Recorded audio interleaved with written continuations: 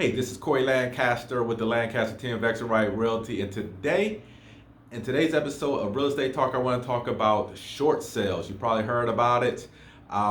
There's three things I want to talk to you about as it relates to short sales. One is, what is a short sale? Okay, simply, in the simplest terms, what a short sale is when someone, a homeowner, is trying to sell their home for less than what their home is worth. Okay, so example. They owe $300,000 on the home. They can only sell the house for $250,000. Maybe the market moved down, whatever. There's some repairs, whatever it may be. The houses can only sell for $250,000. We are going to be asking the bank to accept $250,000 versus the $300,000 that's owed to them. Essentially, the bank is taking short of what's owed to them. That is what a short sale is. Step number two I want to talk about is, although this is called a short sale, there's nothing short about it, okay? The time frame. Okay, typically what I tell my clients, if you're going to buy a short sale, on average, it typically would take between 2 to 6 months to get a response from the bank, okay? Yes, the homeowner still owns the home technically, and they'll be the ones signing the offer that we send to them. But ultimately, the offer is going to go to their lender for their lender to approve that price, okay?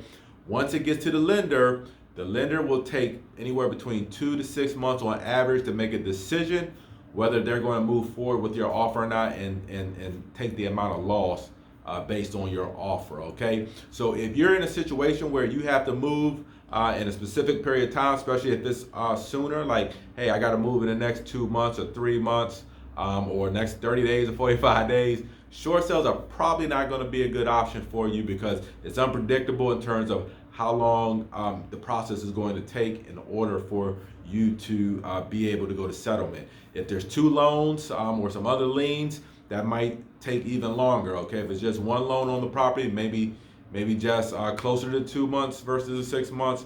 But it's really a lot of different circumstances really play a part in terms of how long that process is going to take. So again, if you have a certain time frame, and if it's a shorter time frame, short sales is probably not going to be good for you. Okay. The third thing I want to talk about as it relates to short sales is the condition of the property. Okay. These properties are mostly sold as is, which means the seller, homeowner, is not going to make any repairs to the property. So you're basing your offer and writing your offer based on its as is value. Okay. Obviously, if the homeowner can't afford to continue to make his mortgage payments, he doesn't have any money to do any repairs to the property, especially since he's not going to be walking away with any money. Okay, there's no proceeds for him to walk away with. So you have to understand that when you're walking into these short sales, the property's going to be sold as is. The property can be in different conditions, though. You can have a short sale that's in very, very good condition. Okay, someone just fell upon some hard times, and now they just can't afford the mortgage. And unfortunately, they don't have enough equity in the property and so forth, okay? Or on the other extreme, it can be in really bad shape, okay? Sometimes people are in a financial difficulty for a period of time, a longer period of time, and they're not able to make the upkeep and do the things necessary to keep a house up. So there might be a lot of deferred maintenance.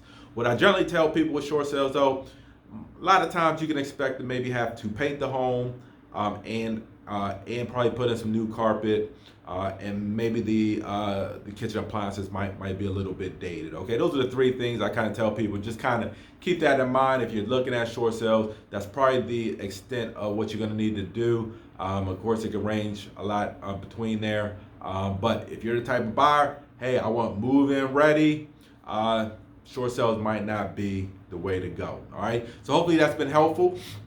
The good thing about short sales, though, is normally they are sold a little bit below market, okay? So you can get a good deal with the short sales. If you got a tight budget, for example, and you're willing to do a little work, short sale might be the direction you want to go in, as long as you have flexibility with their time frame in terms of when you can go to settlement. All right? Hopefully this has been helpful. If you like the information you've been getting, you want more of it, or you want to sit down with us, we service Maryland, DC, and Virginia. Just give us a call at 240-988-3173. Listen, have a good one and enjoy the holidays.